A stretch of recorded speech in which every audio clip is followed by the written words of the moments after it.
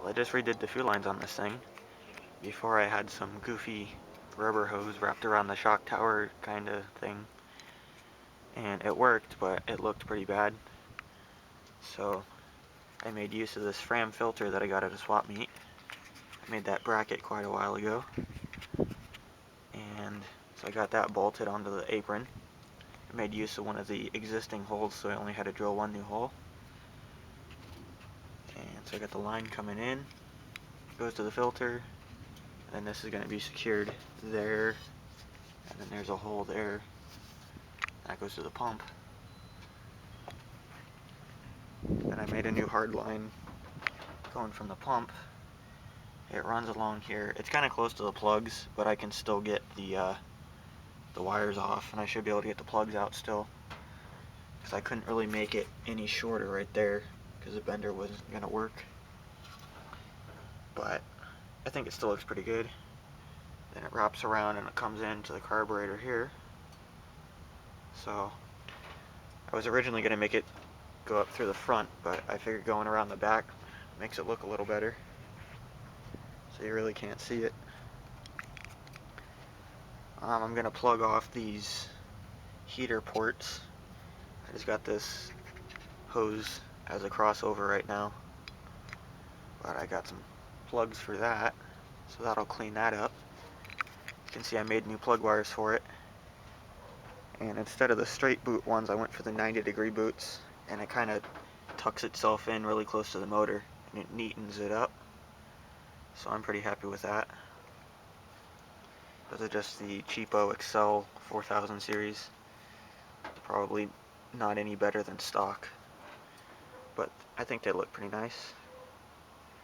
I finally got my choke hooked up.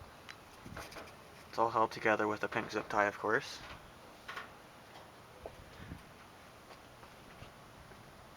And I'm going to have to pull this carburetor apart because it won't richen up anymore than it already is. Like, you can keep moving the screw out and it doesn't get any richer, so I'm going to have to pull that apart, but that's not a big deal. It still runs pretty good. So I'm going to have to pull that header off and wrap it. Get some header wrap for it. Next thing I'm going to do is tuck this wiring. To disconnect it up there and then run it through this hole and then tuck it up under the aprons here, like a lot of people do on the drift cars. So that makes the engine bay a whole lot neater. Major change, I dropped the front end 4 inches, so I think it looks pretty cool. I did the control arm drop like you saw in the last video. I put some V8 springs in it. I cut them down a little bit, so it looks kind of ridiculously low, but I'm not scraping on anything, and there's room in there, so it seems to handle a lot better, so I'm happy with it. And I think that's about all I've done right now. Start it up. Now that I got the choke working, it starts a lot better. I've already had it running, so it's going to start right up.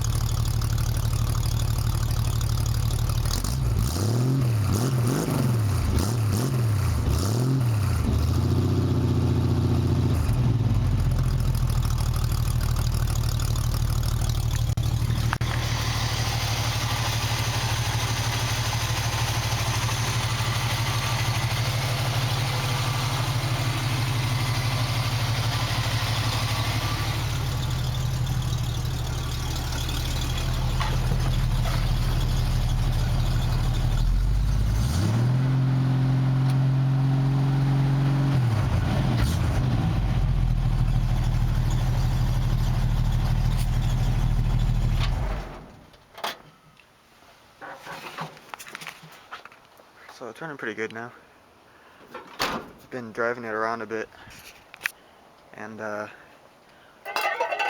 once it warms up, the oil pressure was dropping down to like 30 pounds from 50. So I had 10 weight 30 oil in it. So I changed the oil, put a better filter on there. I had some crappy Fram. And so I put some 30 weight in it, just straight 30 weight. And I got some of that Rylestone zinc additive for it. So it's not the expensive, super concentrated stuff that I put in my motor when I broke it in, but it should be good just for this motor. It's already been running for 50 years, so it's not like it really needs a whole lot extra. But that's what I've been up to. I just finished tucking that wiring, so you can see it all goes through here now. And I had to pull this headlight bucket off, and I drilled it's like an 1.25 inch hole.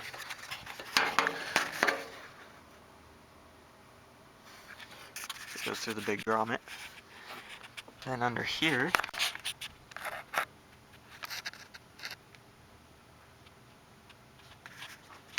I drilled another big hole in the firewall. And it comes through.